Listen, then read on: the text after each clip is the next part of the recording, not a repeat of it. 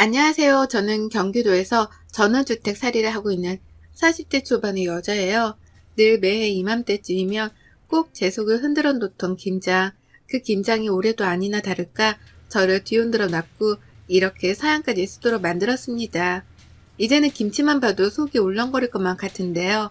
제가 사랑하는 김치를 이대로 싫어하기만은 할 수가 없어 속이라도 풀려는 마음으로 사연을 적어봅니다. 사연 다 쓰고 시누이들한테 링크 전송도 할 거니까 댓글도 많이 좀 달아주세요. 도서가 없는 글이더라도 화가 난 며느리라는 걸 감안해 잘 읽어주시고요. 저는 이제 결혼한 지 12년 차입니다. 10년이라는 강산을 한번 넘겼으니 절대로 짧은 결혼 생활을 한 것도 아니었죠. 저희 남편은 사업을 하는 사람이지만 일이 잘 풀리지 않아 여러 개의 사업을 돌려하며 어떻게든 돈을 벌어오는 가장이었어요. 하나를 진득하게 하지 못하고 조금 돈이 벌리면 이것도 하고 저것도 해가면서 돈 나갈 구실만 만들어대는 능력 없는 사장 말이죠. 그러다 보니 정작 그 속을 들여다보면 남아있는 게 하나도 없었습니다. 무슨 사업을 또 한다면서 제 앞에서 자랑은 엄청 하는데 통장으로 들어오는 생활비는 10년 전이나 지금이나 변한 게 없었어요. 그 사이에 물가 상승한 게 얼마고 애들이 자라서 들어가는 학원비가 얼마인데 우리 남편은 그런 변화를 혼자 체감하지 못하고 사는 듯 보였죠. 문제는 그뿐만이 아니었습니다. 살다 보니 집을 팔고 전원살이를 하게 되는 날이 다 찾아오더라고요. 서울에서 비싼 아파트는 아니더라도 동네에서 멀끔하게 잘 지어져 있던 아파트에서 살아왔었거든요. 결혼하면서 남편이 70, 그리고 저희 친정에서 30 정도로 대줬던 돈으로 산 집이었습니다. 그런데 그걸 한창 아파트값이 올라가 있던 몇 년 전에 팔아버리더라고요. 갑자기 전원생활의 뜻이 생겼다면서 말이죠. 처음엔 전원생활이라는 말만 들어도 설렜습니다. 남편이 돈을 많이 벌어서 우리가 큰 집으로 이사를 가나 보다 했어요. 그래서 애들 교육이 걱정이 되긴 했어도 어떻게든 되겠거니 했었답니다. 근데요, 전원생활을 하러 이사를 가고 나서야 알았어요.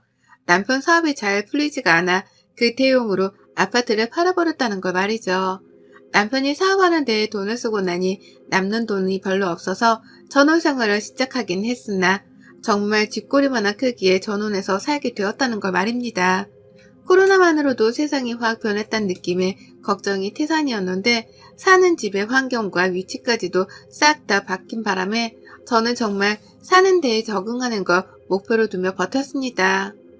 애들도 키워야 하고 팔아버린 아파트를 아까워하면서 어떻게 우리가 다시 일어설 수 있을지 혼자 골머리를 앓아가며 남편을 지켜봤어요.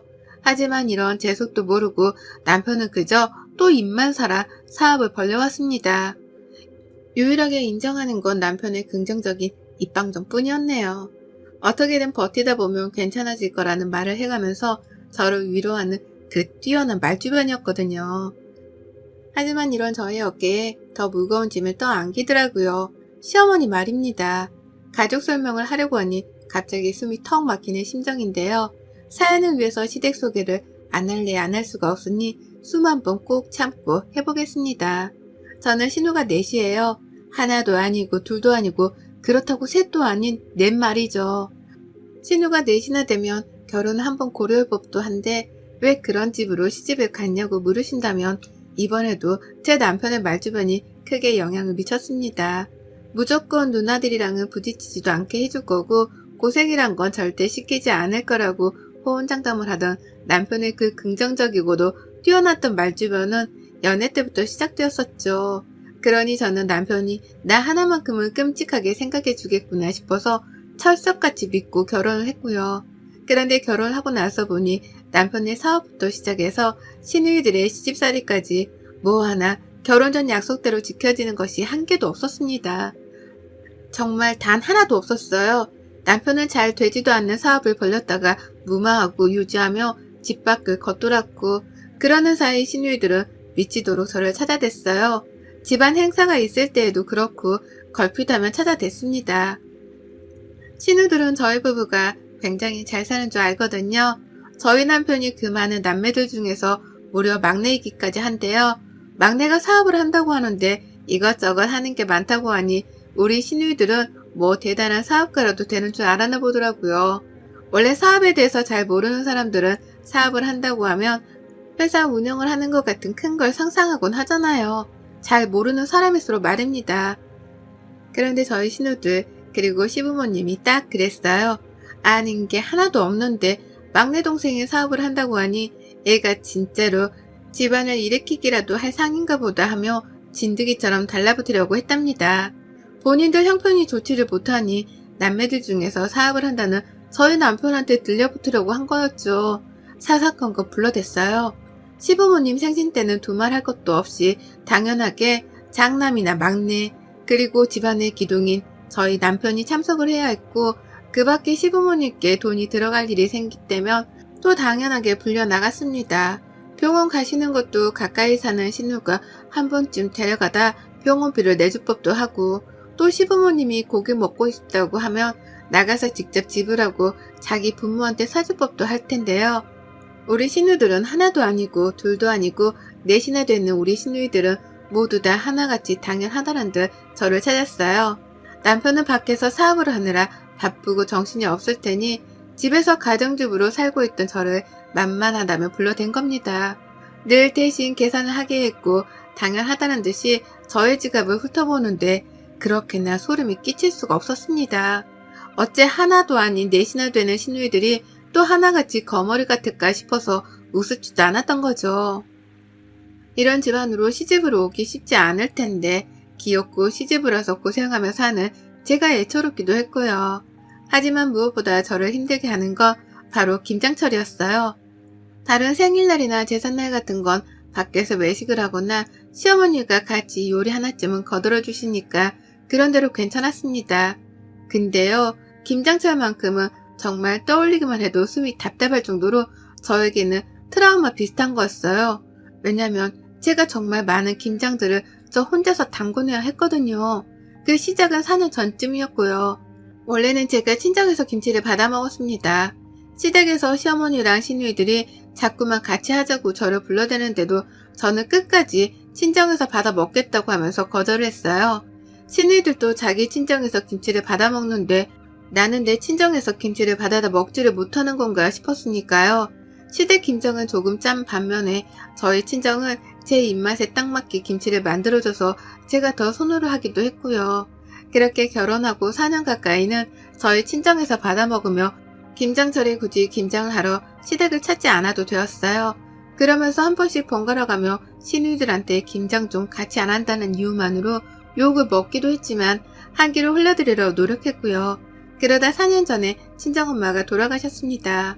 그로부터 제 시댁살이는 송두리째 바뀌어버렸죠.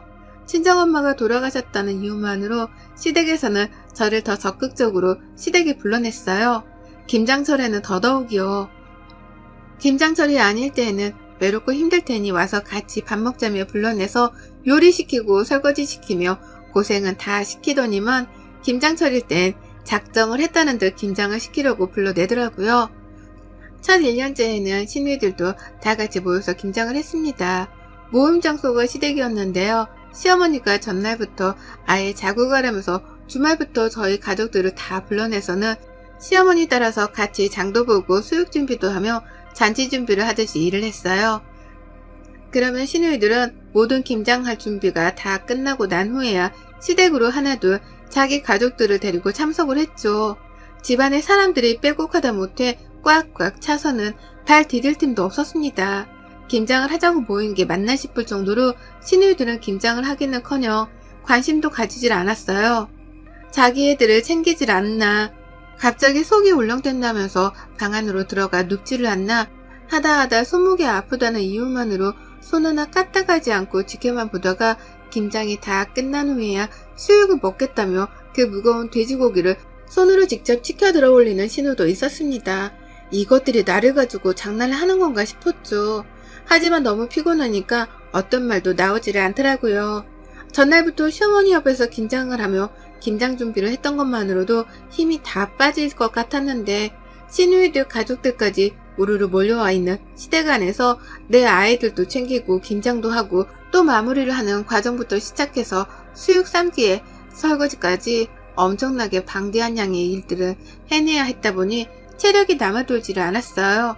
그리고 그 후 얼마 지나지 않아서 저희가 바로 경기도로 이사를 가며 전원살이를 시작하게 되었는데요. 시누이들이 소름 끼치도록 이 말만 번갈아 하더라고요. 다음 김장은 너네 집에서 하자. 라는 말을 말이죠. 그렇게 저희 집에서는 김장이 본격화되었답니다. 시가족들이 모두 다 서울에 살고 있었는데요. 그 누구도 경기도까지 가서 김장을 하는 것에 반대를 하는 사람이 없었어요. 그 누구도 서울에 살던 집보다 더 좁고 답답한 전원주택에서 사는 걸 가지고 안쓰럽다며 위로해주는 사람 하나 없었습니다.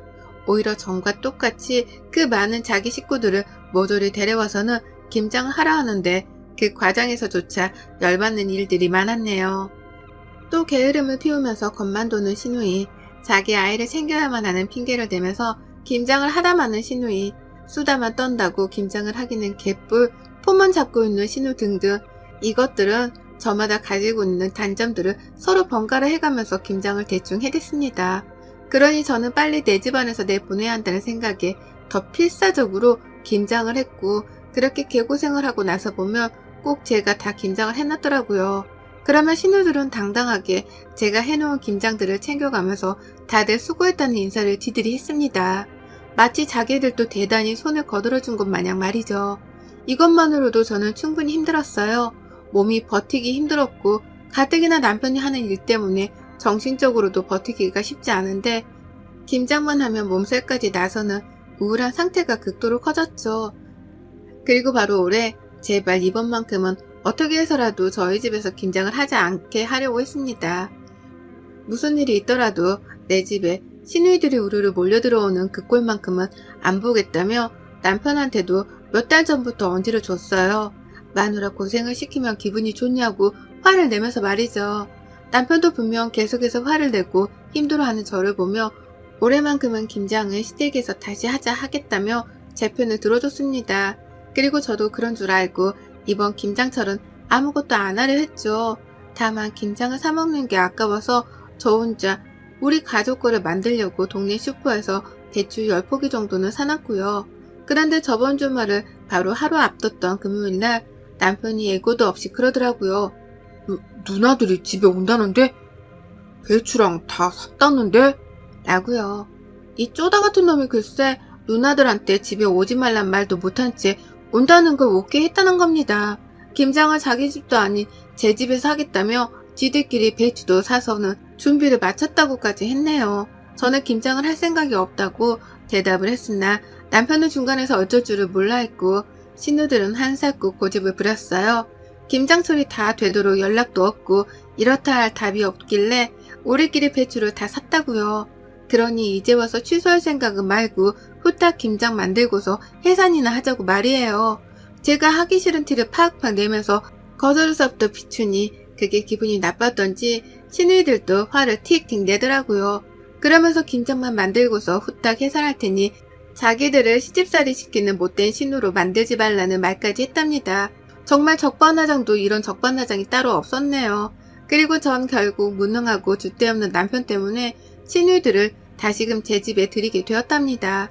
맘 같아서는 당장이라도 집안을 뒤집어 놔서라도 거절을 하고 싶었지만 이미 배추를 100포기나 사놨다는 시누이들의 말, 이미 김장 준비 다 해놓고 한 달 전부터 우리 집에 올 계획을 세워놓고선 약속을 비웠다는 시누들의 말에 부담감을 100kg 정도는 떠안은 채로 시누들을 집에 들이게 되었어요.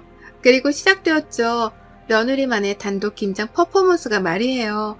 다 같이 하는 줄 알았습니다. 오지 말란 티까지 냈는데 집에 오겠다고 하는 걸 보면 적어도 김장하는 걸 옆에서 도와주기라도 할 줄 알았어요. 그런데 도와주거나 도와주라는 척을 하기는 개뿔. 이것들이 작정이라도 한 듯이 김장을 안 하더라고요. 김장을 하려면 배추를 소금에 담궈놔야 하잖아요. 배추를 절이지도 않으면 그게 무슨 김치겠어요. 그런데 시누들은 새 배추를 가져와서는 저한테 소금에 절여놓으란 심부름부터 시켰어요. 시누들이 한 건 배추를 씻어주기만 한 것뿐이었고요. 그렇게 저는 얼떨결에 또 김장을 빨리 해줘야겠다는 생각 하나만으로 배추에 소금을 절이기 시작했고, 그게 절여지길 기다리는 시간 동안 시누이들이 내 집안을 해주고 다니는 걸 구경해야만 했습니다. 소금 뿌리고 절여지는데 거의 6시간 정도 넘게 걸렸는데 그 과정에서 시누이들은 그냥 제가 주도하는 김장을 옆에서 깨작거리며 도와주기만 했죠. 누구 하나 그 무거운 배추들을 직접 나르거나 물기를 짜낼 생각은 안 하더라고요.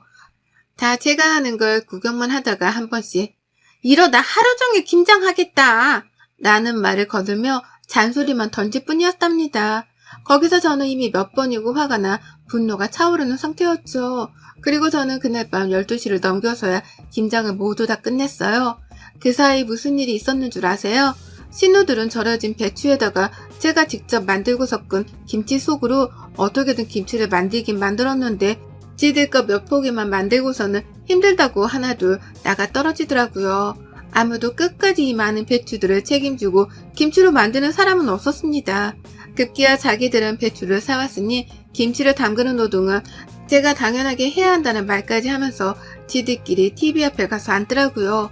사오라는 말을 한 적도 없는데 지들이 멋대로 사와놓고서는 저한테 김치를 담그라 하다니 화가 나서 거칠어지는 숨소리에 괜히 걱정이 되었던지 남편은 뒤늦게야 나서서 저를 도와주긴 했어요. 하지만 김장을 담그다 보니 눈물이 차오르는 걸 어쩔 수가 없었습니다.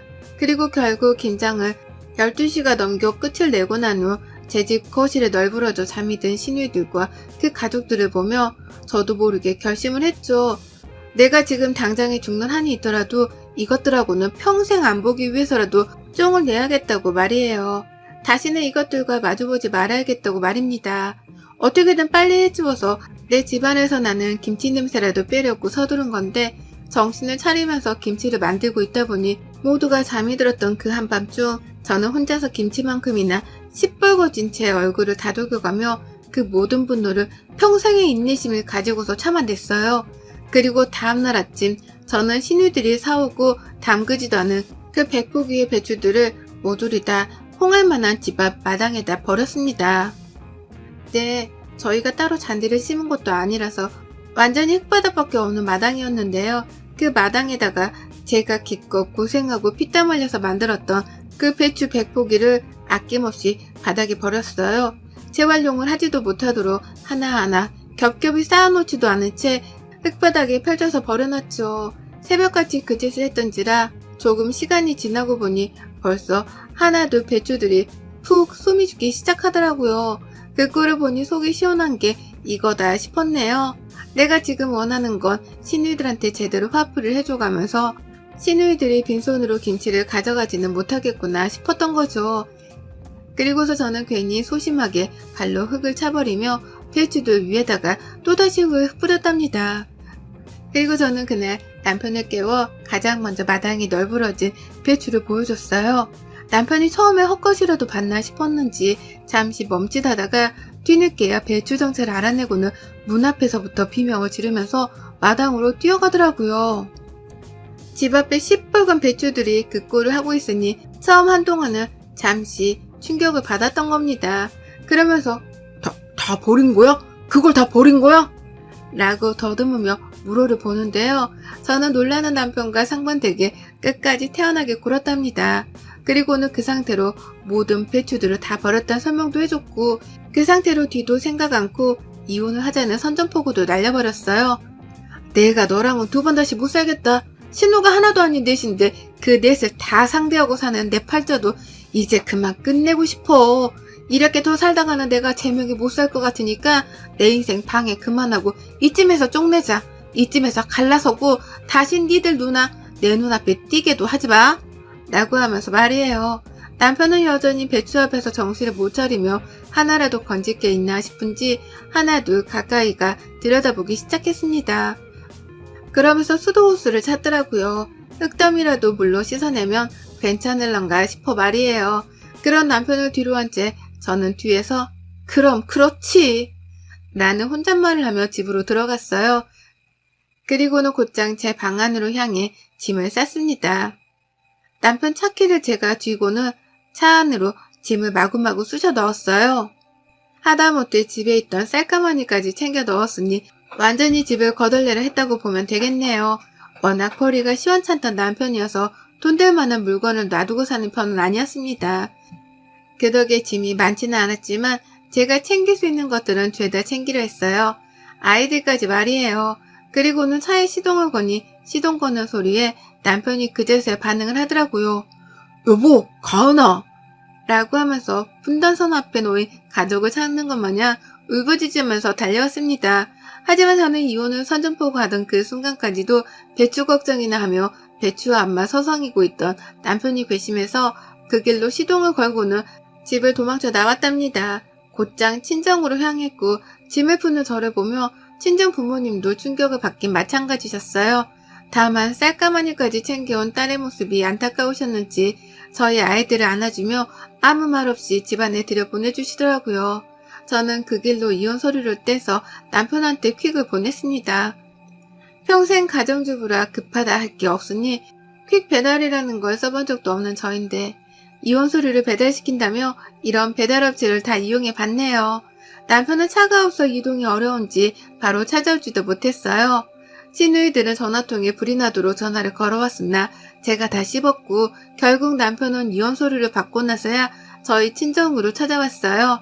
하지만 저희 부모님은 집에 들여보내주기는커녕 안 가면 경찰을 부르겠다고 으름장을 놓으셨고 남편은 결국 제 얼굴을 보지 못한 채 돌아가야 했답니다. 오늘아 택시비도 들었을 텐데 아무 소득 없이 들고 있던 이혼 서류를 그대로 들고 집에 돌아갔답니다. 저는 이혼을 해줄 때까지 남편을 보지 않겠다고 재차 선전포고를 했고 재산 분할을 위해 소송도 걸겠다고 했네요. 아파트를 팔며 남겼을 내 친정의 지분 정도는 도로 챙겨와야겠다 싶어서 말이죠. 어쩌다 이렇게 괴팍하게 이혼을 하게 되었는지는 모르겠지만 남편이라는 작자한테 미련이 하나도 남지 않은 저인지라 후회 따위는 없습니다. 하나 있다면 아이들한테 상처를 준 것이겠으나 아이들한테도 이런 고모들이나 아빠랑 같이 섞여 지내느니 저랑만 사는 게 훨 이로울 거다 싶네요. 김장 덕분에 시댁 식구들은 걸러야만 하는 인간들이라는 거 오래전부터 배웠는데 이제서야 행동으로 옮겨 이혼하려 하는 저를 기특하다 칭찬해주고 싶습니다. 아직 늦지 않았으니 이제라도 정신 차리고 시댁 아니 시누들하고는 정말 평생 쫑 낼랍니다. 여러분의 생각은 댓글로 남겨주세요. 오늘도 시청해주셔서 정말 감사합니다.